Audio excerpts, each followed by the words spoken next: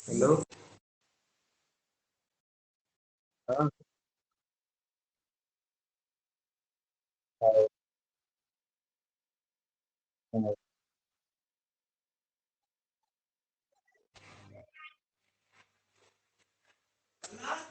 हाँ।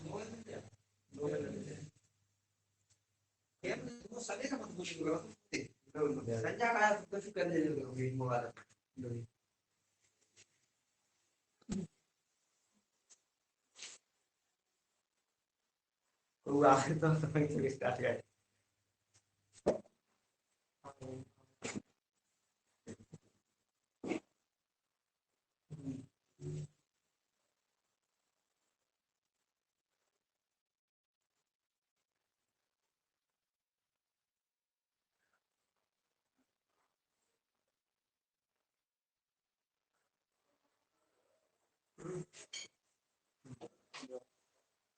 चलो स्टार्ट करें।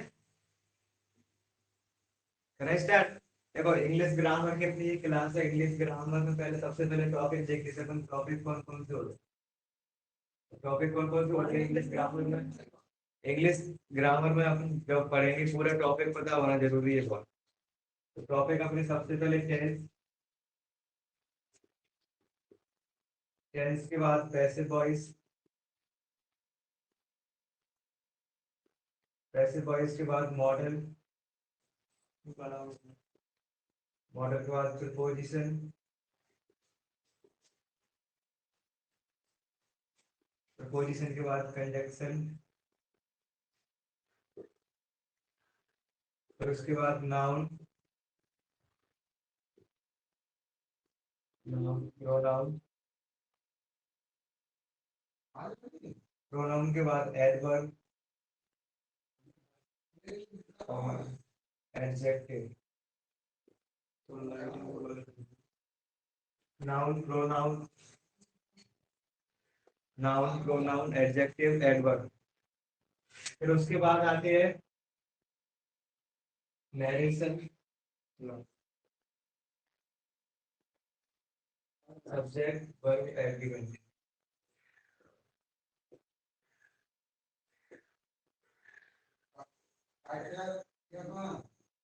फिर आर्टिकल।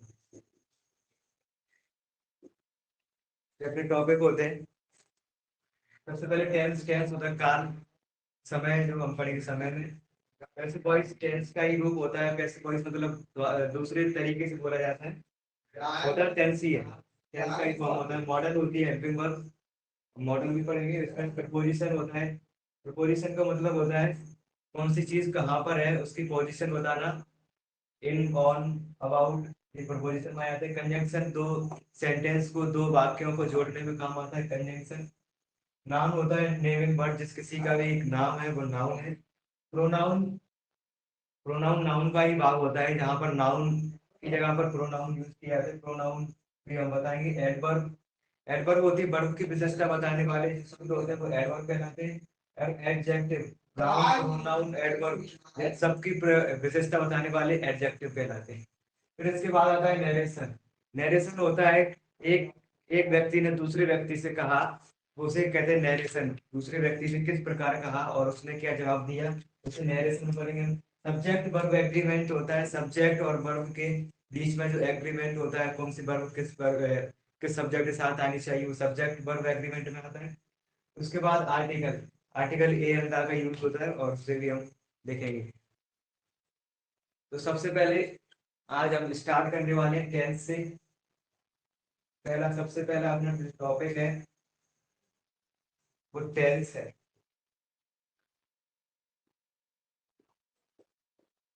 टेंस हम सभी को पता है तीन प्रकार के होते हैं।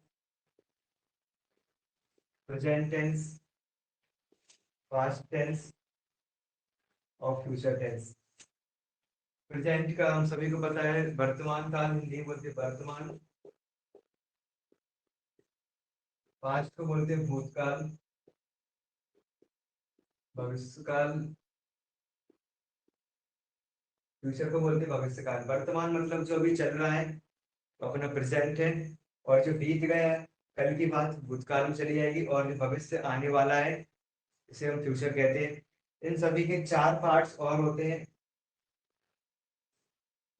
एक होता है इंडेफिनिट, फिर कंटिन्यूअस, फिर आता है परफेक्ट, फिर परफेक्ट कंटिन्यूअस।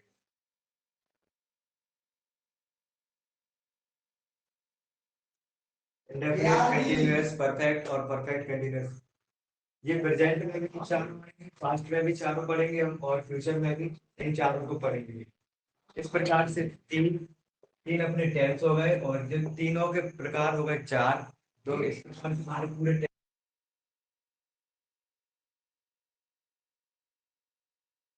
टेंस इंडेफिनिट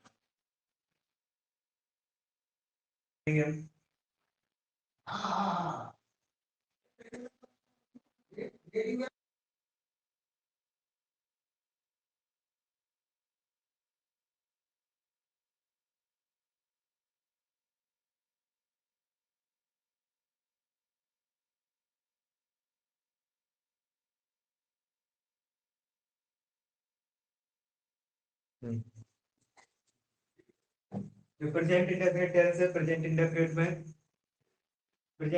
में अपन पहचान, आइडेंटिफिकेशन, आइडेंटिफिकेशन होती है पहचान।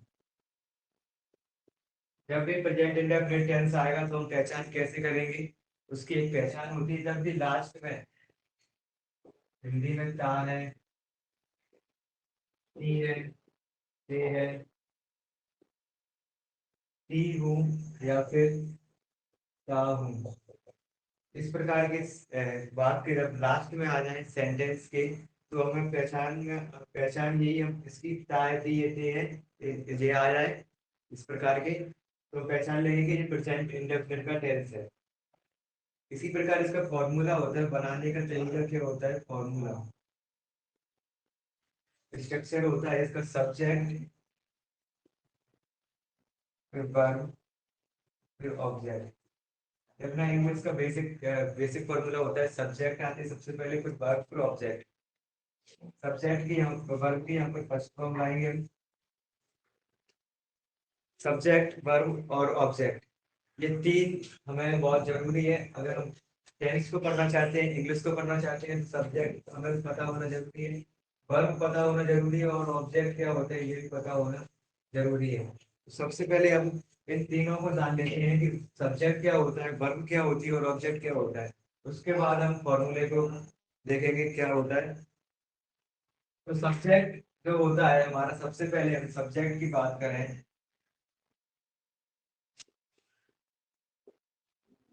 सब्जेक्ट वो होता है जो हमारा सेंटेंस में काम करता है। जैसे हम करता कहते हैं इंग्लिश, करता जो हमारा सेंटेंस में जो काम करता है उसे हम सब्जेक्ट कहते हैं। जैसे मैं तुम्हें पढ़ा रहा हूँ, तो काम कौन कर रहा है, मैं। तो यहाँ पर मैं हो गया सब्जेक्ट। अगर वह खेल रहा है तो वह हो गया सब्जेक्ट, खेल कौन रहा है, काम कौन कर रहा है, वह। और वह रो रही है तो ये वह, एक वह बॉय के लिए आ गया और एक वह गर्ल के लिए आ गया।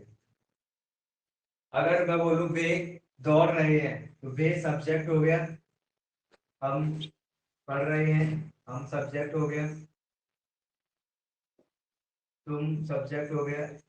इस प्रकार के हमारे ये सब्जेक्ट हो जाते हैं। और इसके अलावा नाम कोई भी आ जाए, नैनी, राम, सीता, गीता, जो भी नाम आ जाए वो भी हमारे सब्जेक्ट होंगे। इंग्लिश में मैं को बोलते हैं आई, ही, ऐसे बोलते हैं सी, वे को बोलेंगे दे,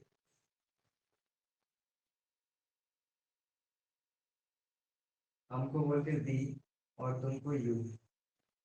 ये हमारे सब्जेक्ट होते हैं, मैं, वह, वे, हम, तुम। और कोई भी नाम आ जाए तुम्हारे सब्जेक्ट इसलिए होते हैं। और वर्ब होती है हमारी, जो काम हो रहा है, जो भी काम सेंटेंस में हो रहा है उसे हम वर्ब कहते हैं। जैसे पढ़ाने का काम हो रहा है, मैं तुम्हें पढ़ा रहा हूँ, तो मैं पढ़ाने का काम हो रहा है, तो पढ़ाना क्या है, वर्ब है। वर्ब के हमारे तीन प्रकार के होती है वर्ब। वर्ब को हम तीन प्रकार में बांट देते हैं। एक वर्ब को फर्स्ट फॉर्म बोलते हैं वर्ब की, और वर्ब की सेकंड फॉर्म, वर्ब की थर्ड फॉर्म।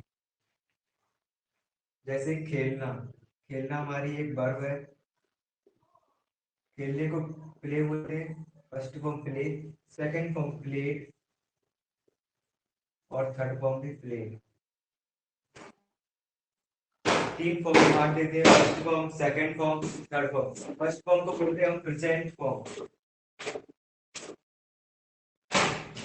फर्स्ट फॉर्म को बोलते हैं present form of verb. Second form को बोलते हैं past, past form of verb. और थर्ड फॉर्म को बोलते हैं past participle form. Past participle form, first form, second form, third form. First form को बोलते हैं प्रेजेंट फॉर्म, सेकंड को बोलते हैं पास्ट फॉर्म और थर्ड फॉर्म को बोलते हैं पास्ट पार्टिसिपल फॉर्म। जितनी भी वर्ब होती है उनके तीन प्रकार बना लेते हैं। बनाने को चौथा प्रकार भी बना सकते हैं। चौथे प्रकार में हम आईएनजी का प्रयोग करते थे। आईएनजी फॉर्म, वर्ब की आईएनजी फॉर्म। और ये फिफ्थ फॉर्म भी बना लेते हैं वर्ब की। फिफ्थ फॉर्म में हम एस या ईएस का प्रयोग करते हैं, इसे बोलते हैं singular form of verb. Singular form of verb, singular form में एस और ईएस लगाया था। जैसे प्ले, प्ले में फोर्थ फॉर्म बनाएंगे तो प्ले, और प्ले का प्लेस हो जाएगा, वो सिंगुलर फॉर्म ऑफ वर्ब कहलाएगी। एस या ईएस लगा देते हैं इसमें। ठीक है, जैसे एक और देखते हैं, पढ़ना। पढ़ना होता है रीड, किसी चीज को पढ़ना, किसी आर्टिकल को पढ़ना, रीड। इसकी तीनों फॉर्म एक ही होती है, लेकिन पढ़ने में रेड रेड आता है। First form read, second form red, third form भी रेड। आईएनजी फॉर्म देखेंगे रीडिंग हो जाएगी, और फिफ्थ फॉर्म रीड्स। ऐसे हमारी तीन प्रकार की फॉर्म होती हैं। और बनाने को हम चौथी प्रकार की फॉर्म भी बना लेते हैं, फिफ्थ फॉर्म भी बना लेते हैं ऐसे ईएस लगाकर, और फोर्थ फॉर्म बनाते हैं आईएनजी लगाकर। ये होती है अपनी वर्ब। वर्ब के बाद आता है ऑब्जेक्ट। इसी प्रकार से हम ऑब्जेक्ट पढ़ेंगे। ऑब्जेक्ट होता है सब सेंटेंस में जिस पर काम किया जाता है वो ऑब्जेक्ट कहलाता है। जिस पर काम किया जाता है, जैसे मैं तुम्हें पढ़ा रहा हूँ। मैं किसे पढ़ा रहा हूँ? तुम्हें। तुम्हें कौन है? तुम्हें, तुम्हें को बोलते हैं यू। तुम्हें ऑब्जेक्ट है, मेरा ऑब्जेक्ट कौन है? तुम। अगर तुम नहीं होते तो मैं पढ़ा पढ़ा नहीं रहा होता। ठीक है, जैसे उसे, मैंने मैंने उसे पीटा। उसे, उसे क्या है? ऑब्जेक्ट। अगर बॉय होगा तो हिम आएगा, और गर्ल होगी तो हर। गर्ल होगी तो हर। इसी के बाद उन्हें, उन्हें आता है देम। ये दे का होता है, दे का ऑब्जेक्ट फॉर्म देम। मुझे, आई का ऑब्जेक्ट फॉर्म मी। और हमें, वी का ऑब्जेक्ट फॉर्म अस। तो ये होता है हमारा ऑब्जेक्ट। सब्जेक्ट हमने जान लिया, सब्जेक्ट जिस पर जो काम करता है सब्जेक्ट कहलाता है।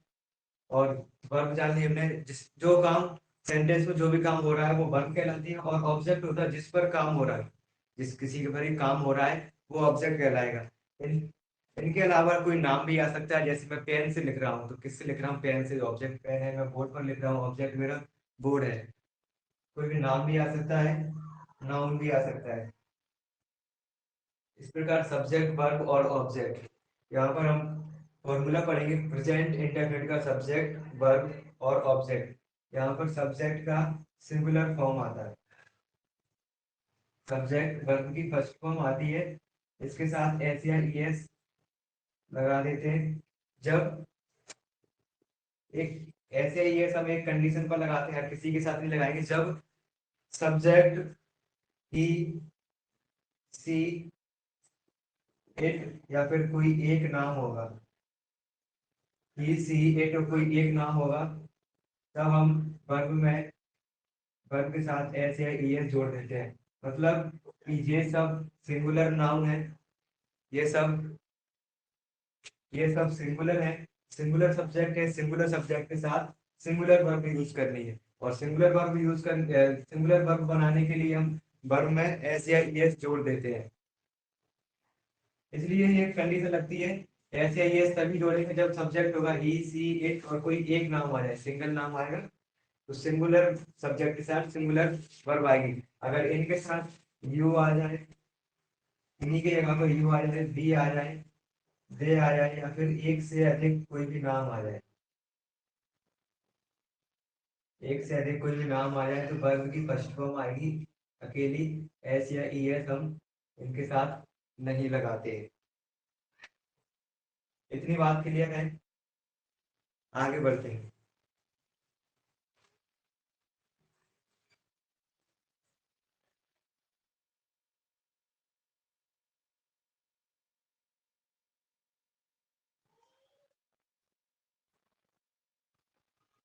आगे देखते हैं इसका फॉर्मूला, हमने देखा था स्ट्रक्चर। फॉर्मूला हमने देखा, सब्जेक्ट आता है पहले, फिर वर्ब की फर्स्ट फॉर्म के साथ एस या ई एस मतलब सिंगुलर फॉर्म ऑफ वर्ब, और फिर ऑब्जेक्ट। ऐसे ये हमने कंडीशन पर देखा, जब भी सिंगुलर सब्जेक्ट होगा तब सिंगुलर वर्ब आएगी, नहीं तो वर्ब की फर्स्ट फॉर्म अकेले आएगी। जैसे एक एग्जांपल देख लेते हैं हम, वह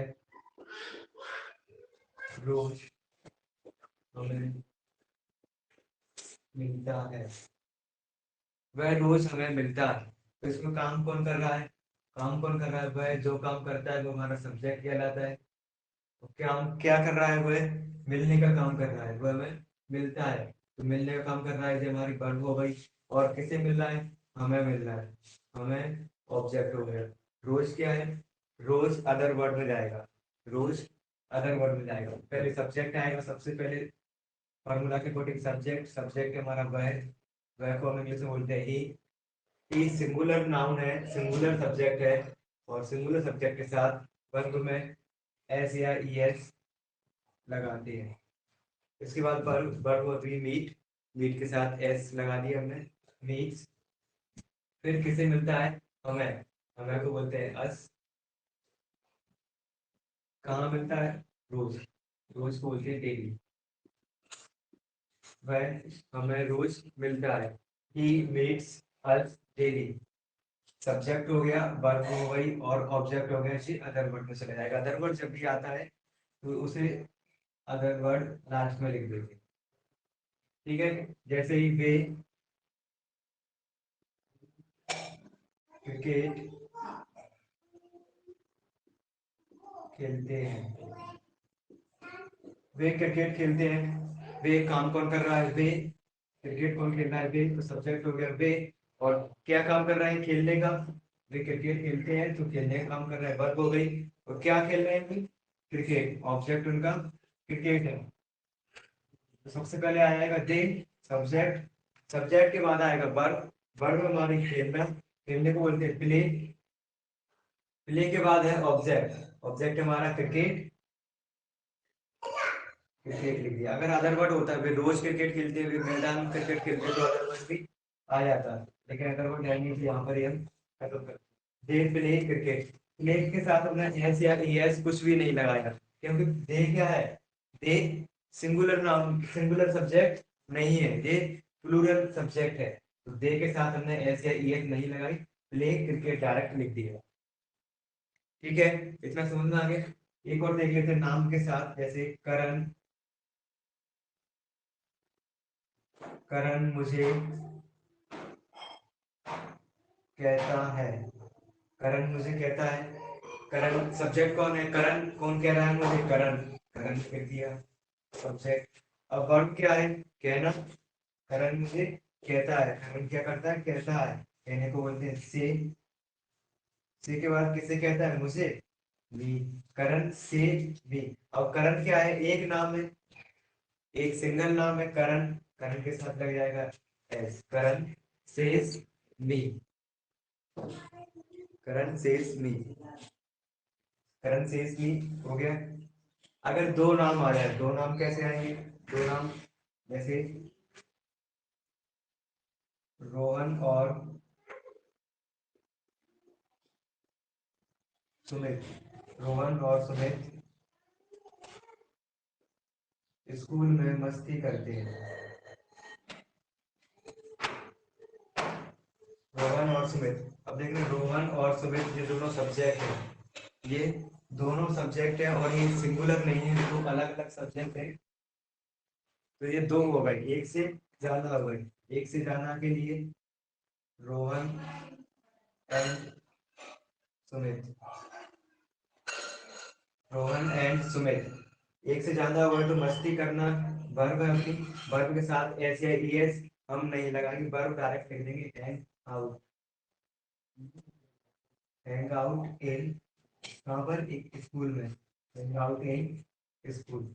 Rohan and Sumit hang out in school. इतना ठीक है, इतना नोट कर लो, अगर लिखना है नोट कर लो।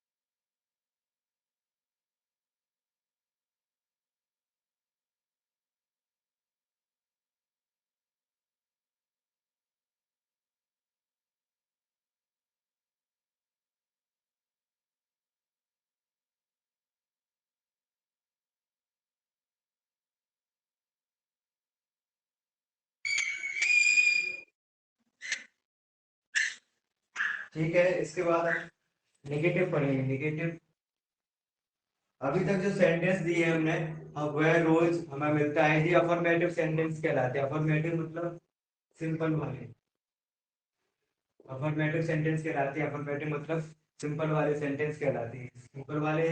इसके बाद हम नेगेटिव वाले सेंटेंस पढ़ेंगे। नेगेटिव में क्या क्या होता है, क्या क्या हम नेगेटिव करते हैं, वो सब कुछ हम देखेंगे। नेगेटिव सेंटेंस बनाने के लिए अलग से फॉर्मूला लगाना पड़ता है, सब्जेक्ट डू या डज, फिर नॉट, वर्ब की फर्स्ट फॉर्म, उसके बाद ऑब्जेक्ट, फिर उसके बाद वर्ब जो भी लगाना है। सब्जेक्ट, सब्जेक्ट वही रहेगा, डू या डज। डू या डज हेल्पिंग वर्ब के तौर पर आई है। एक बात याद रखना, जब भी नॉट लगा रहे हैं, नॉट लगाएंगे तो बिना हेल्पिंग वर्ब के, बिना हेल्पिंग वर्ब के नॉट कभी नहीं लगता। अगर इसमें हेल्पिंग वर्ब नहीं है तो हम डू या डज को हेल्पिंग वर्ब मानकर नॉट लगाएंगे। डू या डज हमारी हेल्पिंग वर्ब है, डू अलग है और डज अलग है, एक साथ नहीं लगानी है। डू अलग लगानी है, डज अलग लगानी है। फिर नॉट, फिर वर्ब की फर्स्ट फॉर्म, अब वर्ब की फर्स्ट फॉर्म के साथ एस या एस नहीं लगाएंगे, सबके साथ वर्ब की फर्स्ट फॉर्म लगाएंगे। फिर ऑब्जेक्ट, फिर अदर वर्ड। अब डू कहाँ लगाना है, डज कहाँ लगाना है, दो चीजें हैं, डू का लगाना है और डज कहाँ लगाना है। तो आगे देखिए, डू कहाँ लगाना है। डू लगाना है जब सब्जेक्ट होगा I we you they, I we you they, या फिर एक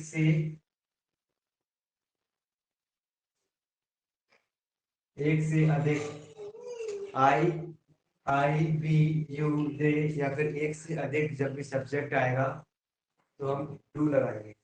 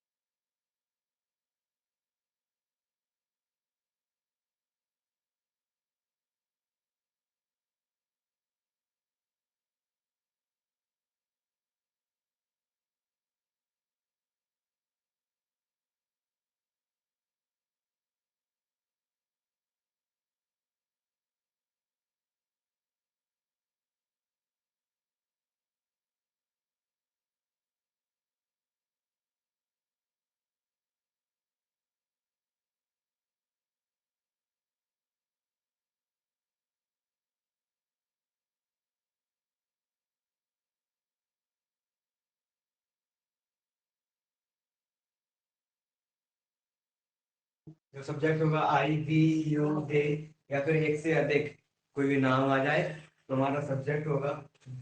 सब्जेक्ट अगर ये होंगे तो हमारी हेल्पिंग वर्ब टू होगी। डज आएगा ही, सी, इट, और कोई एक नाम अगर आ जाए तो डज आएगा। डू या डज, डू या डज में से कोई एक लगाना है, डू लगाएंगे इन सब सब्जेक्ट के लिए, और इन सब सब्जेक्ट के लिए डज लगाएंगे। इसका इसके बाद हम नॉट लगाएंगे फिर वर्ब की फर्स्ट फॉर्म। वर्ब की फर्स्ट फॉर्म में हम पहले अफर्मेटिव में एस या ईएस जो लगा रहे थे, वो एस या ईएस हम अब डू में लगा देंगे। डू या डज आने का कारण है कि जो वैसे हम डू भी लगाते हैं, लेकिन डू के साथ हम एस या ईएस जोड़ने पर ये डज हो जाता है। डू में ईएस जोड़ने पर डज हो जाता है। डज के बाद डज लगाने से इसी एक में हम ऐसे ही इस लगाते थे, इसी के साथ डू के साथ लगा देंगे, और इनमें कुछ लगाते नहीं थे, इसलिए डू अकेला ही है। ये इसका कारण है। अब आगे देखते हैं एग्जाम्पल कैसे आएगा। वह मुझे नहीं कहता है।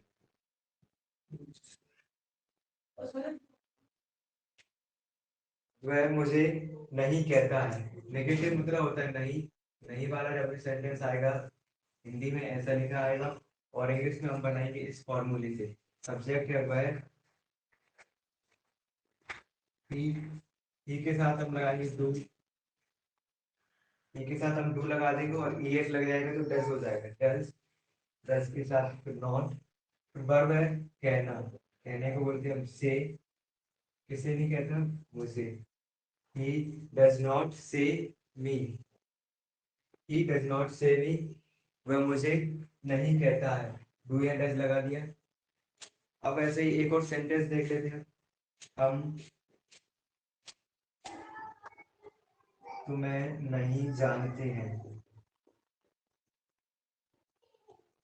हम तुम्हें नहीं जानते हैं, हम के लिए आता है बी, बी के साथ आता है डू, बी के साथ आएगा डू नॉट, डू नॉट के बाद जानने को बोलते हैं नो, नो किसी लिए आते हैं तुम्हें। We do not know you, हम तुम्हें नहीं जानते। ये हो गया हमारा नेगेटिव वाला। अब इसके बाद आएगा इंटेरोगेटिव। इंटेरोगेटिव में क्या करते हैं हम, इंटेरोगेटिव में क्या का यूज करते हैं। इंटेरोगेटिव होता है प्रश्नवाचक, इसमें क्या का यूज किया जाता है। इसमें ज्यादा कुछ नहीं करते हैं, डू या डज को आगे लिख देते हैं,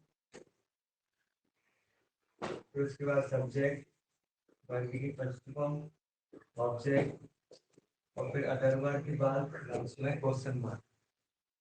ज्यादा कुछ नहीं करते, इंटेरोगेटिव क्या लगा देते हैं, क्या के बाद फिर जैसे हिंदी में आता है क्या, वह मुझे कहता है,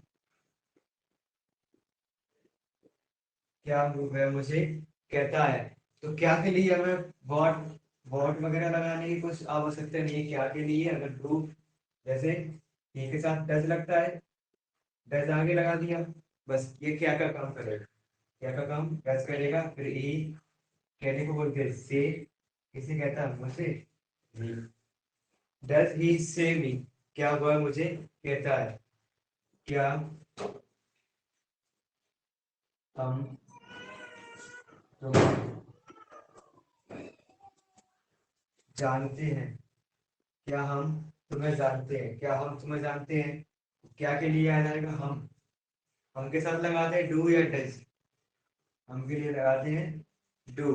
तो क्या के लिए हमने डू लगा दिया, आगे बस ये हमारा क्या का काम करेगा। और हम के लिए भी नो यू, डू, डू भी नो यू, क्या हम तुम्हें जानते हैं।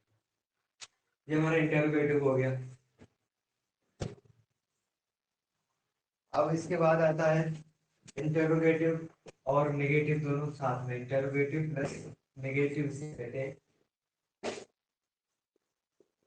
इंटरोगेटिव प्लस नेगेटिव, क्या और नहीं दोनों साथ में आ जाएंगे। पहले आएगा डू या डज, फिर सब्जेक्ट, सब्जेक्ट के बाद नॉट, वर्ब की first form object, other word के बाद क्वेश्चन मार्क, लास्ट में क्वेश्चन मार्क। जैसे क्या, क्या वह उसे नहीं सुनता है, क्या वह उसे नहीं सुनता है, या फिर क्या वह उसकी नहीं सुनता है। तो क्या के लिए हम वह के हिसाब से डज आगे लगा देंगे, डज, क्या के लिए वह के हिसाब से डज आगे लगा दिया, वह सुनता है, लड़का है तो ही, डज ही क्या सुनता है, सुनना को बोलते listen, does he listen him. अब देखना अगर यहाँ पर नहीं हो, नहीं, क्या वह उसे सुनता है, डज ही लिसन हिम, अगर हमें नहीं लगाना है, नहीं अगर आना है तो ही के बाद नॉट लगा देंगे, does he not listen him. ये हो गया हमारा इंटरोगेटिव प्लस नेगेटिव। बस समझने की जरूरत है, पहले वाले को अफर्मेटिव को सब्जेक्ट वर्ब, वर्ब में ऐसे ही है ऑब्जेक्ट, फिर अदर वर्ब, फिर सब्जेक्ट जब हम अफर्मेटिव समझ जाएंगे तो फिर डू या डज अपने आप लग जाएगा और नॉट लगा के नेगेटिव बन जाएगा। और जब डू या डज को आगे कर देंगे तो फिर इंटेरोगेटिव बन जाएगा। इंटेरोगेटिव को, इंटेरोगेटिव में भी सब्जेक्ट के बाद नॉट लगाने के बाद इंटेरोगेटिव प्लस नेगेटिव बन जाएगा। एक दूसरे से लिंक है सारी चीजें, और समझने की जरूरत है पहले वाले को। अगर पहला वाला समझ में आ गया तो पूरा समझ में आ जाएगा। बस इसे अगर आपको नोट करना है तो नोट कर लीजिए। इसके बाद एक चीज और समझाना है, उसके बाद क्लास खत्म हो जाएगी।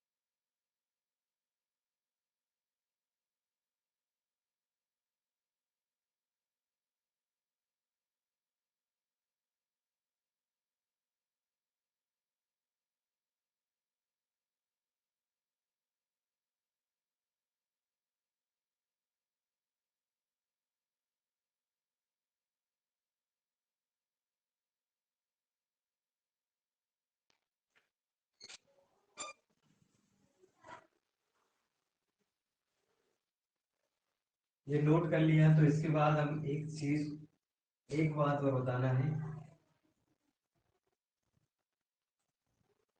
प्रेजेंट इंडेफिनिट कब कब यूज होता है उसके बारे में। एक रेगुलर एक्शन, रेगुलर एक्शन या फिर रूटीन वाला एक्शन जो होता है उसमें प्रेजेंट इंडेफिनिट आता है हमेशा के लिए। रेगुलर एक्शन मतलब जैसे हम रोज उठते हैं, रोज खाते हैं, खाते पीते हैं, जो भी रोज हम काम करते हैं, रूटीन में काम करते हैं, उसके लिए प्रेजेंट इंडेफिनिट हमेशा के लिए आता है। जब भी यूनिवर्सल ट्रुथ,